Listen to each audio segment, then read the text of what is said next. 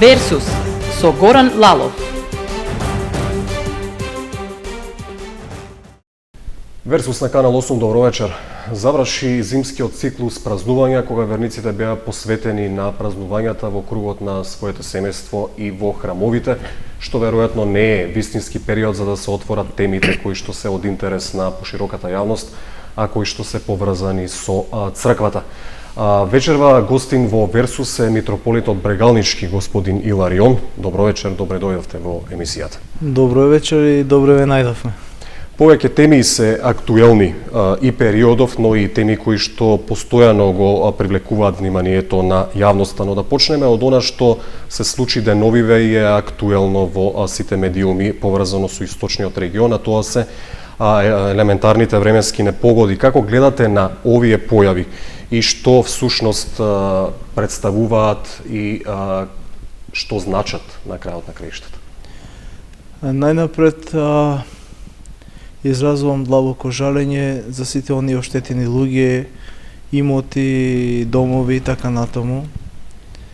Го молиме Бога постојано да биде милостив и ова искушение да го отргне од сите нас, од сите овие луѓе кои што живеат во овој источен крај на татковината. Значи, ова е Господова работа и против Господа не можеме ништо.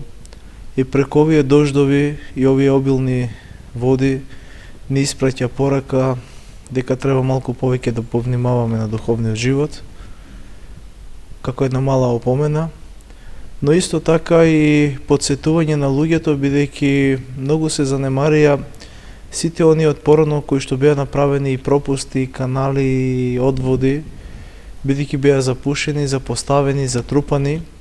Сепак тоа што си треба, тоа е од оној материјалниот секојдневниот живот, но од духовниот живот треба постојано да бидеме упатени кон Бога со молитва, со пост, со покаяние, за да не сочува од сите овие неволји и искушенија. Јас како надлежен митрополит и како владика на источниот регион ги молам сите луѓе кој колку може и како може да им се помогне на овие луѓе кои што се оштетени, но исто така да постоим помеѓу луѓето подадена рака и, како се вика, зближеност и почит и љубов, и сите да си помогнеме во овие тешки искушенија, да ги надминеме, затоа што денеска е во еден крај, утре во другиот крај, на сите ни прети опасност и сите сме повикани едни на други да си помогнеме, како што реков, да го надминеме ова зло, односно ово допуштение Божјо. Има впечаток дека верниците се повеќе се враќаат во храмовите. Поправете ме ако не го делите тој впечаток. Дали тоа по автоматизам значи дека се приближуваат кон Бога и дека полека се враќаат вистинските и христијански, но и традиционални вредности во македонското секојдневие? Па точно е тоа така. Имаме се повеќе и повеќе луѓе во црквата, бидејќи секој крстен човек е и член на црквата. Во еден период црквата беше отстранета, запоставена, нејзиното учење отфрлено од општеството. Имавме луѓе малку, но имавме и луѓе кои потајно си ја чуваа верата и традицијата. Со осамостојувањето на татковината, со сменувањето на системот, црквата повторно си го доби своето место и затоа и прибра повеќе верници, а пак човекот е создаден од душа и тело. Телото ги бара сите телесни задоволства, материјални, додека пак душата духовните вредности. И секој човек е радосен и исполнет кој ќе се доближи до Бога, односно кој ќе ја нахрани душата со сите тие добродетели, односно она што го бара и учи мајката црква. Колку вистински се практикуваат христијанските верски практики? Па вака сега, има многу луѓе кои што живеат и водат правилен духовен христијански живот, со пост, со молитва, со покаяние. Многу луѓе се исповедуваат, се кајат, се борат, се трудат, гледат да ги надминат сите замки и сплетки од овој живот кој што ги нанесува ова лукаво време, бидејќи ова време модерно нанесува многу лукавштини кои што луѓето ги оддалечуваат од Бога. Да речеме, многу пати, да не бидам погрешно разбран, Јас сум противник на Фејсбукот, на интернетот, од една причина. Значи, тоа исто го споредувам како нож. Е потребно. Со ножот можете да си сечете леп и да се нахраните, но можете со ножот и да се самоубиете. Значи, луѓето треба да бидат разумни, посебно младите, како ќе го користат и како ќе го ползуваат. Да, но зошто црквата ретерираше во намерата да го забрани користењето на Фејсбук од страна на свештениците? Значи, бидејќи се прават многу лажни слики, разни сплетки и преку интернетот, преку Фејсбукот, почнаа многу навреди на црквата, односно измислувања и дофрлувања, и верниците го примаат тоа како став на црквата или како дело на црквата, за да не се соблазнуваат луѓето, за да не го злоупотребуваат црквата и верниците да не го разберат тоа дека тоа е дело на црквата, а не сплетки на некого. Затоа во еден период ние посакавме да се стиши тоа и затоа во еден период го повлековме и побаравме тоа да се тргне од секојдневната употреба на црквата, мада сме свесни дека преку и интернетот и Фејсбукот може да се обави и мисијата и проповедта и словото на црквата. Да, но може и да се западне во прелес, да се Да, изразам со така таков речник. Затоа што голем дел од мирјаните на социјалните мрежи споделуваат одредени мудри, поучни мисли, кои што ги цитираат од наводни религиозни извори. Меѓутоа, често пати тие извори се од сомнително потекло. Дури постојат и профили на одредени светци, без да се знае кој стои позади тие профили, позади она што го објавува на социјалните мрежи. Па точно така, црквата тоа уште од стари времиња го направила мудро. Секој издадена книга пишува дека е издание на Светиот Синод, во случајот на Македонската православна црква Охридска архиепископија, или пак некој профил или некоја емисија мора да стои дека е со благослов на некој си православен владика или свештеник. Значи, без благослов на владиката, кој што мудро надгледува што ќе се зборува и прави, дали е во духот на учењето на црквата, сето надворо тоа е неблагословено и небогоугодно, а е злоупотребено од тие, да ги наречеме, лажни христијани или псевдохристијани, како сакате. Да се вратиме на општествените теми. Во последните неколку години источниот регион е изложен на депопулација. Кои се причините според вас за таквите тенденции и како може да се спречат? Па жално е што можам слободно да речем дека источниот регион во татковината е еден од посиромашните. Се затворија многу фабрики, многу луѓе останаа без работа, многу млади веќе нараснаа кои што сака да оформат семејство, на кои што им требаат основни средства за екзистенција. Барајќи основни услови за живот, тие пополека ја напуштија татковината и барајќи во светот вработување или пак средства основни за живот. Тоа е едната причина, а втората причина е меѓу младите се појави едно помодарство, дека сите мислат ако отидат во странство, брзо ќе спечелат и брзо ќе станат богати. Мислам, тука имав и едно интервју во Утренски весник, тука би сакал да спомнам дека недостасува и патриотското чувство. Сепак не е лесно да ја оставиме така, туку така татковината и да заминеме. Ако ние оставаме татковината, се разбира дека други ќе ја населат. Ако погледнеме во минатото, во многу тешки услови нашите предци, со многу помалку екзистенција и средства, седеле, обстојувале на своите родни огништа, ја чувале татковината, ја чувале својата земја и така ја предавале на генерациите што доаѓаат. Значи, би сакал посебно да спомнам како што ни е потребна верата, како нешто најпотребно и насушно, така ни е потребно да имаме посебно внимание и почит кон татковината, посебно треба да проработи тоа патриотското чувство, да ги пазиме сите вредности национални, да го пазиме нашето име, нашиот идентитет, да градиме соживот со сите луѓе кои што живеат во нашата татковина, но никако да не отстапуваме од она што ни е предадено, затоа што ние татковината и слободата не ги спечаливме, ние ги наследивме.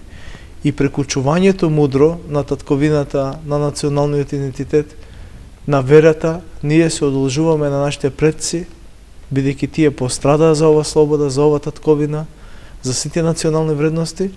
Од нас не барат сега да страдаме, туку барат само да ги чуваме и да ги предадеме такви какви што ни ги предадаа.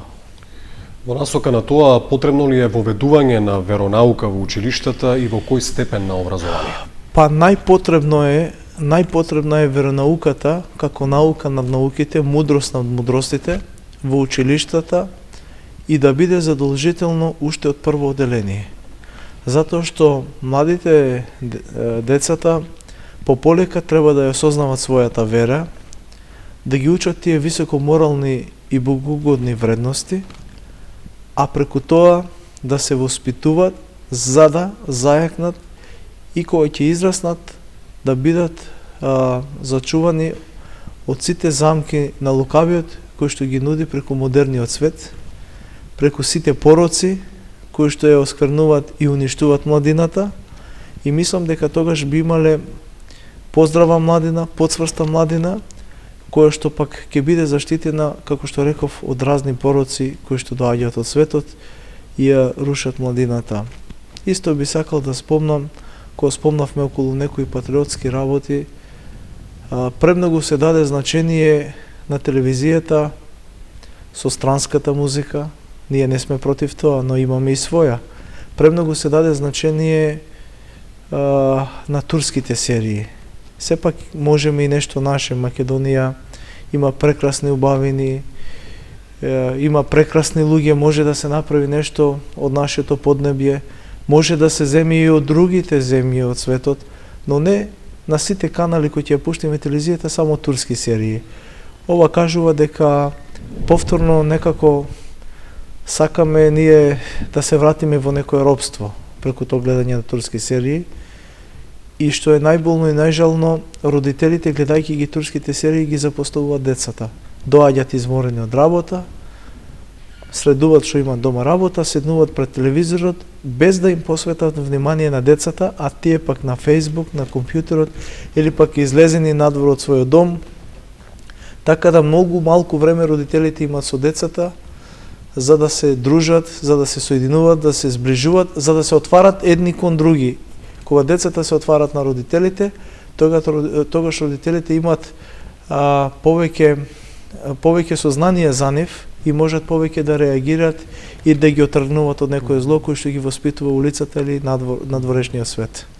Господине Иларион, како да се воведе веронаука во училиштата, а да се запази мултиконфесионалниот и мултикултурниот карактер на земјава и, што е уште поважно, да се спречи да дојде до нарушување на меѓуетничките односи во Македонија?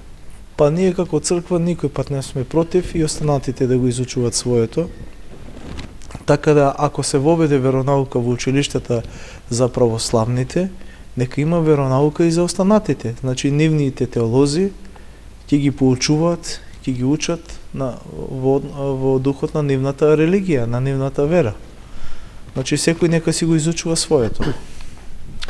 Во последно време ги споменавте вие медиумите, сме сведоци на засилени кампањи за зголемување на наталитетот, дури државата обезбедува и субвенции за трето и четврто дете и за абортусот, односно за кампањата Избери живот. Так. Каков е ставот на црквата за овие владени политики?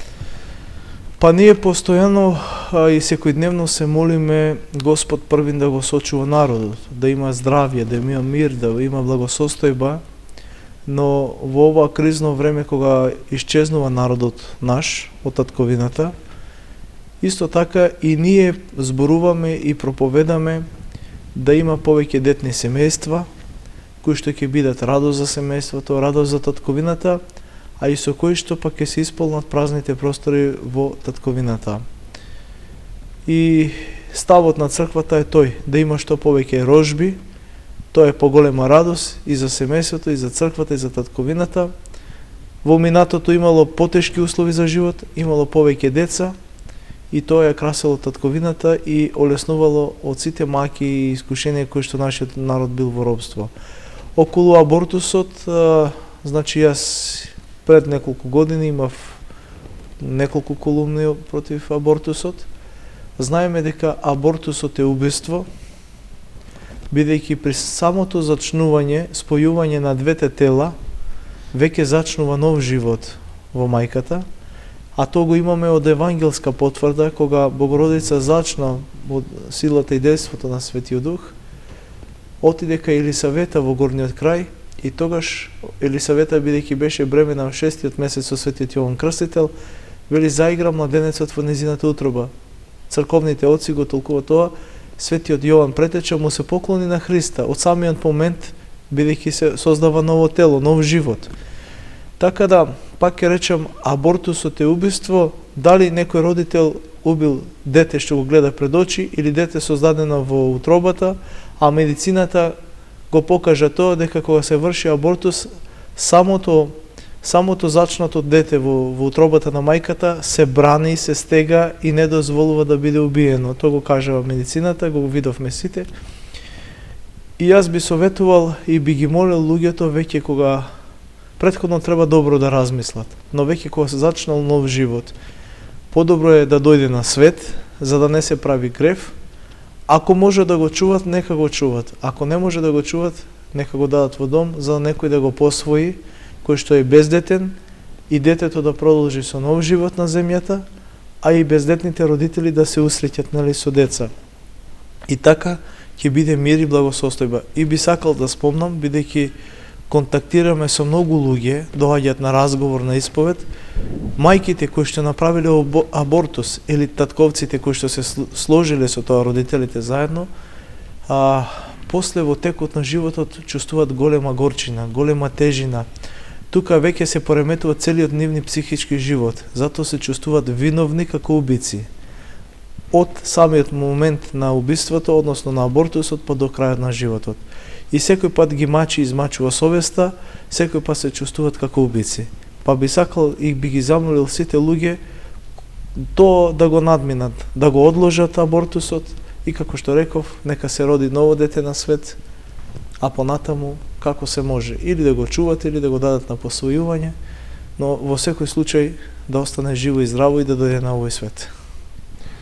Во западниот светот поодамна постојат општествени движења за поддршка на маргинализираните групи, а нивните права се преточени во законодавствата на тие земји кои што се наметнуваат како обврска на Македонија со аспирациите за членство во Европската Унија. Таквите првенствено мислам на ЛГБТ движења, така наречената геј парада, која што во Македонија не се случила, меѓутоа се случи во соседството, во земјите од православниот свет.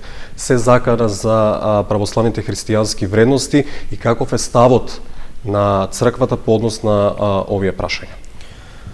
Значи, светот постојано по нешто понудува и наметнува, кое што е неморално, кое што не е оправдано од учењето на црквата.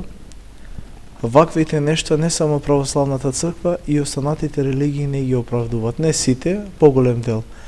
Ние знаеме дека Бог создаде Адам и Ева. Не создаде ни два Адама, ни две Еви. И рече плодете се и множете се. Тоа е благословено од црквата и црквата од самиот почеток до денеска тоа го благословува, тоа го препорачува и тоа го проповеда. Се што е надвор од црквата, односно таквите нешта, ги изобличува и не ги прифаќа. Знаеме дека Македонија е условена со такви нешта, како и многуте земји во светот, но сепак црквата тоа никој пат нема да го дозволи и нема да посегне да направи брак на два исти пола.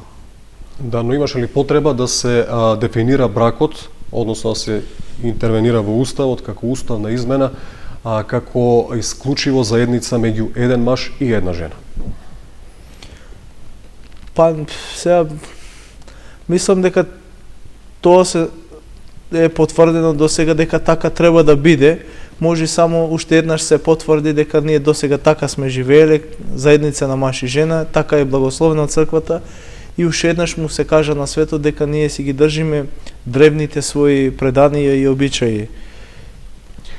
Во последните неколку години исто така сме сведоци на одомакинување на некои католички празници во Македонија и во православните земји. Првенствено овде мислам на Свети Валентин, кој што наближува истиот датум кога православните верници го празнуваат Свети Трифон. Каков е ставот на православната црква и по овие прашања? Знаете како Би рекол трендови повеќе кои така, што значи влегоа и во Македонија. ние како народ, древен народ апостолски, македонски, поучени уште од проповета на светиот апостол Павле, кој што дојде во Македонија кај првата жена Лидија во Филип и така натаму, подоцна создавањето на првиот словенски универзитет на Балканот, кој што го основа Свети Климент, а претходно Свети Кирил Методи крштева тука на Брегалница, и понатаму сите дејци.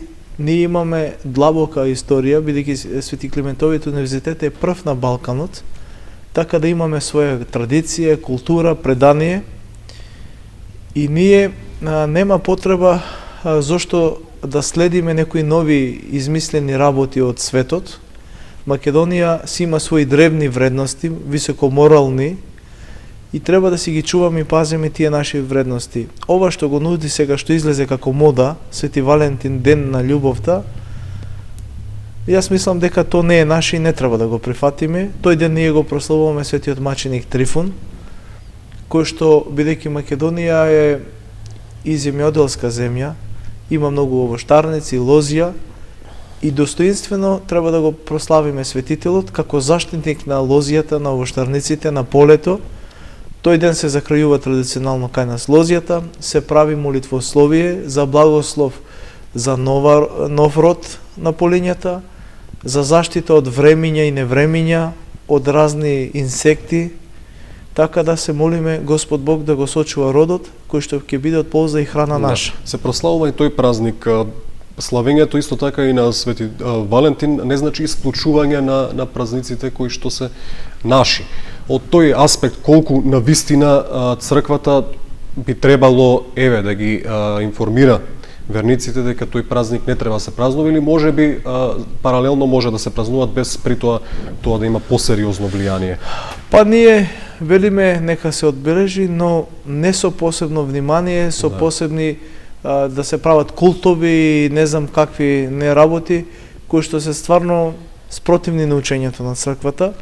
Ако луѓето млади само тој ден го сметат ден на љубовта, кај се другите 365 дена? Значи, црквата не пучува ние постојано да живееме во љубов. Сакав да утврдиме границата на овие празнувања и на она што се нарекува кај нас во последно време, практикувајќи ги тие практики, особено палењето на оган, прославувањето на ноќите на вештерките, паганизми, верувам дека тоа е поголема закана по православната вера. Така, и тоа е исто така. Значи, последно време се појави празникот на вештерките, на кој што црквата тоа најстрого го отфрлува и изобличува. Се знае дека самиот збор вештерки не асоцира на ѓаволот, на лукавиот, и многу пати луѓето знаат да дојдат и да побарат помош од црквата и молитва, детето е вознемирено, не спие и така натаму, бидејќи се потресуваат со таквите настани. Тој празник е измислен и наметнат за да се пореметува психата на човекот. Црквата тоа го изобличува, го анатемисува и го отфрла. Ние имаме своји вредности и своји морални работи и своји празнувања кои што треба да ги празнуваме, да ги почитуваме, да ги практикуваме, кои што донесуваат мир и спокој и радост на секој човек. Околу моралот, прашањето кое што верувам дека го очекуваат и гледачите и јавноста, тоа околу трошоците кои што ги налага црквата при одредени верски обреди, да не ги наречам, така, практики, и се разбира она зашто постојано сте на мета на напад од граѓаните, а тоа е наводниот луксузен живот кој што го имаат свештениците, возење скапи автомобили, користење на скапи телефони и така натаму. Што мислите, односно одговарате на таквите обвинувања и кое е вашето објаснување околу скромноста на животот на свештениците? Па вака сега да ви кажам наискрено, јас ќе говорам лично за нашата епархија, како надлежен владика, а тоа се случува во целата црква. Луѓето зборуваат со еден каприц, односно тие луѓе се непријатели на Бога, на верата и на црквата. Свештениците постојат заради луѓето. Тие го благословуваат народот, тие го крштеват, тие го венчават, тие се молат секојдневно за здравието на народот. Тие се врската помеѓу Бога и народот, тие се духовните оци кои што постојано се во служба на својот народ. Сега точно е дека се зборува и би ви кажал најискрено најмногу во Кочани тука се зборува за тоа, но не е реално тоа. Јас не знам мислам дека многу луѓе и не знаат дека нашите свештеници немат плата, никаква плата немат. Тие живеат од доброволните прилози што ги остават верниците и од требите кои што ги вршат. Но ќе ви кажам еден пример, да речеме во Кочани имате околу 13 свештеници до 15 со селските. Еве самите ќе посведочите дека во изминатата недела колку свадби се случиле, нека се случиле 5 свадби. Повеќе не верувам да е имало венчавки. Дали и толку имало? Некој пат нема ниту една. Исто толку и крштевки. Значи, од средствата на крштевките и венчавките и погребите се плаќа разрез.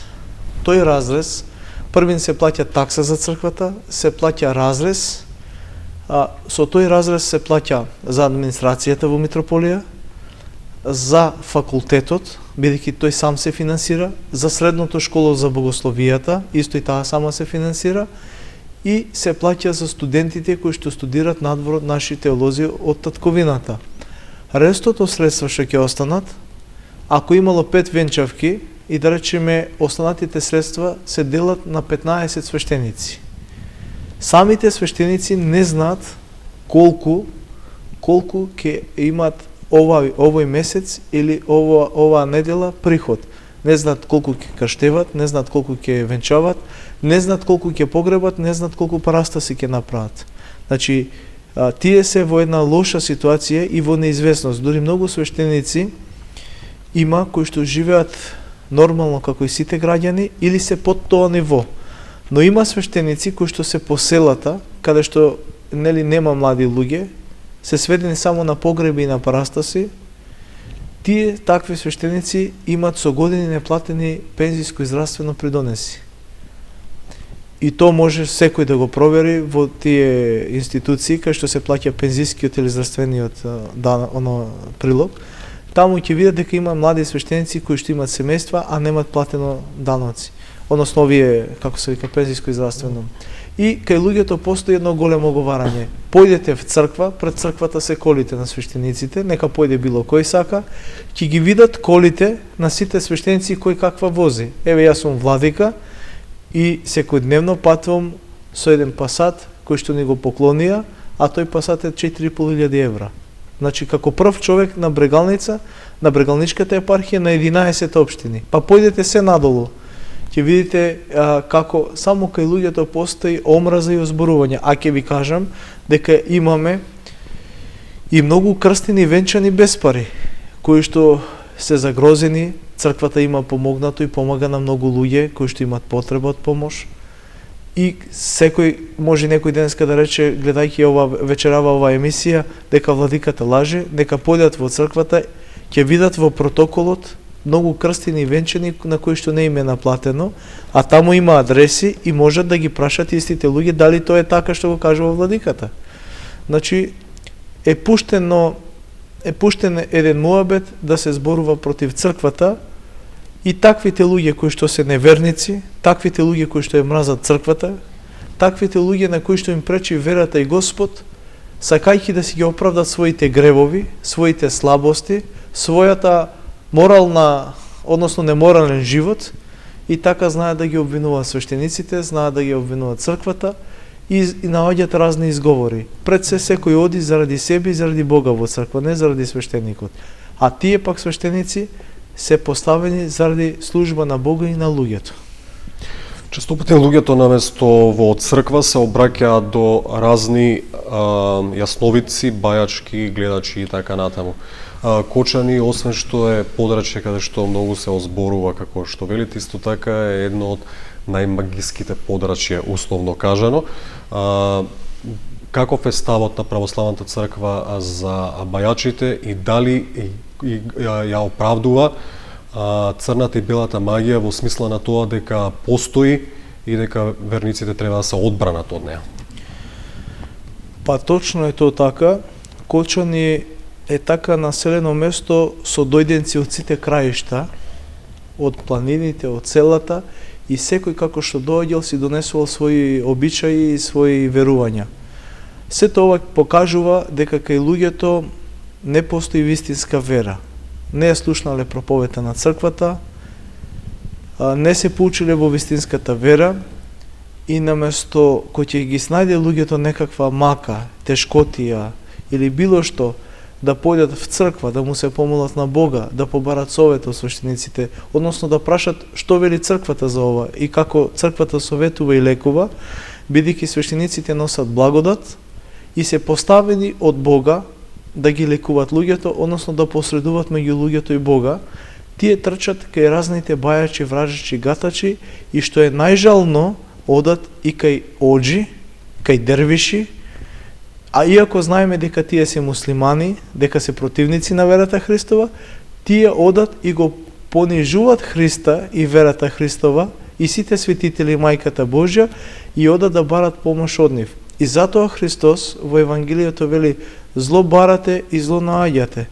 Ако ги анализираме таквите вражачи, бајачи и гатачи, ќе дојдеме до една констатација дека или тие си прават дуќан преку тоа да се збогатат, или пак се високо неморални луѓе. Добро нека ги анализират, нека погледнат во нивното минато и во нивниот живот, ќе дојде до заклучок со какви луѓе работат. Но и црната магија, и сите магии, вражања, бајања, гатања, треба да знаат сите дека тоа се од ѓаволот. Ѓаволот ги наметнува преку одредени луѓе, но црквата ги изобличува и ги отфрлува сите тие такви. Значи, во црквата не е дозволено и не постојат вражачи, бајачи и гатачи. А што со оние верници или граѓани кои што одат за да растурат некаква црна магија? Не се оние кои што ја прават за да чинат некому зло. И тие исто така се обраќаат за совет на погрешно место. Да, значи исто и тие, бидејќи претходно биле и некој им кажал дека имат магија или било што, и повторно им зимат пари кои им кажуваат, па повторно ги викат дојдете пак им зимат пари да го растурите тоа зло и да направите зло на некого. Значи и едниот случај и другиот се дејство на ѓаволот. Најдобро е, оти јас ги разбирам, луѓето имат маки, имат страданија, имат тешкоти, и човек кој има маки, оди секаде бара лек. А овие пак лукави, исполнети како служители на ѓаволот со злото, знаат тоа да го злоупотребат кај луѓето. И јас би ги молил сите луѓе да не одат кај таквите луѓе, да не одат кај бајачи, вражачи и гатачи, туку да си појдат во храмот, во онаму кај што тие сакат, во православен храм, да му се помолат на Бога, да побарат свештеникот да им прочита молитва за здравје и се она што е потребно, бидејќи во Светото писмо пишува ако некој е болен и страда, нека ги повика свештениците, нека се помолат врз него и Бог ќе го исцели, ќе го подигне тој. Тука е постот, тука е молитвата, тука е причесната како духовна храна, преку која што Бог ни дава исцеление, ни дава здравје, ни дава спасение и не нахранува со своето тело и крв. Значи црквата има молитвословија, има свети тајни како елеосвештенство, така да преку сите тие работи ние добиваме исцеление и добиваме милост и помош Божја. Сосема за крај, во овие турбулентни времења и оваа поделеност меѓу граѓаните, меѓу христијанскиот народ во Македонија и пошироко, како треба да одговорат верниците на ваквите предизвици? Кои се вашите совети и поуки до христијанските верници? Јас би ги молил сите православни христијани, бидејќи сите сме членови на едната света соборна и апостолска црква, членови на мајката црква, која што нашата црква е национална покрај духовна, Македонската православна црква, да не постојат никакви разделби и разлики помеѓу луѓето православни, туку сите сплотени и соединети со вера во еден Господ, во едно учење и едно предание, сите да живеат во љубов, во разбирање, во единство. И тогаш Господ Бог над нас ќе излее својата милост и нема да не казнува и опоменува. Значи јас би ги молил и сите луѓе кои што се членови на партиите, нека си бидат членови на било која партија, но единството нека го чуват и љубовта помеѓу себе. Да речеме, ако нешто се случи во овој град, Сите луѓе треба и ќе трчат и ќе си помагаат едни на други да го отклонат некое зло. Нема никој да дојде од страна да им помогне. И затоа е потребно единството. Помеѓу луѓето постојат на разни основи разни омрази, разни клеветења, разни поделби, а сето тоа покажува дека се оддалечиле од Бога, љубовта им оладнала, срцата се скамениле и токму заради тоа Бог не опоменува на разни начини, преку болести, преку искушенија, преку страданија, а исто така и не ни дава благослов и напредок да напредуваме. Се дека ние се разделуваме и караме, некој одстрана го гледа тоа, го деби, навлегува, се населува и не потиснува. И затоа повеќе од потребно е да имаме љубов и разбирање помеѓу себе. Јас би сакал нешто сега да спомнам, веќе наближува Великденскиот пост. Ова недела е редовна, се блажи, се мрси и среда и петок, бидејќи е неделата на Миторот и Фарисеот. Наредната недела се пости среда и петок и последната е недела бела, односно кога се мрси и среда и петок, но без месо и веќе денот е прочка. Кога од веќе после прочка понеделник почнува Великиот пост. Сите овие недели Бог ни ги остави како поука како да се подготвиме за Великиот пост, за да се прочистиме духовно и телесно. Ова недела знаеме за Миторот и Фарисеот. Господ сака да не смири за гордоста, преку гордоста, да ни даде едно покаяние, едно трпение, едно смирение. Ќе наближи прочка, ден кога сите ние треба да си простиме едни на други. И кога ќе си простиме едни на други, тогаш и нам Бог ќе ни прости. Во Господовата молитва велиме: прости ни ги долговите наши, како што ние им проштеваме нашите должници. Значи, ако ние не сакаме на нашиот брат да му простиме, тогаш да не очекуваме дека Господ ќе ни прости за многуте наши прегрешенија, слабости и падови.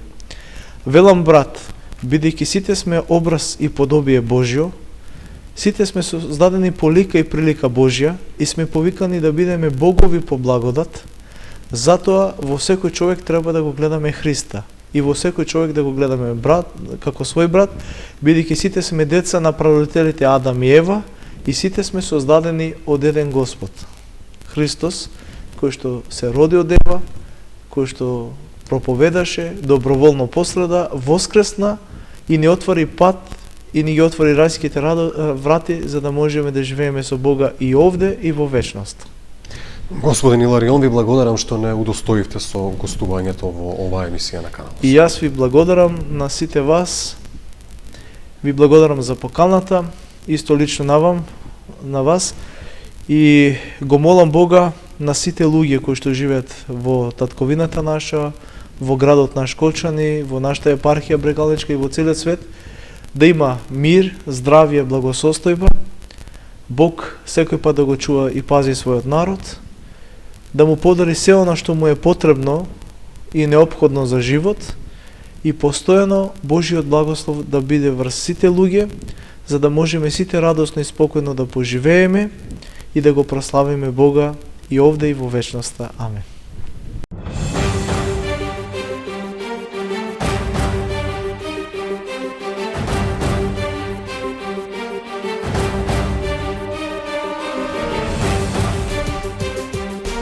Версус со Горан Лалов.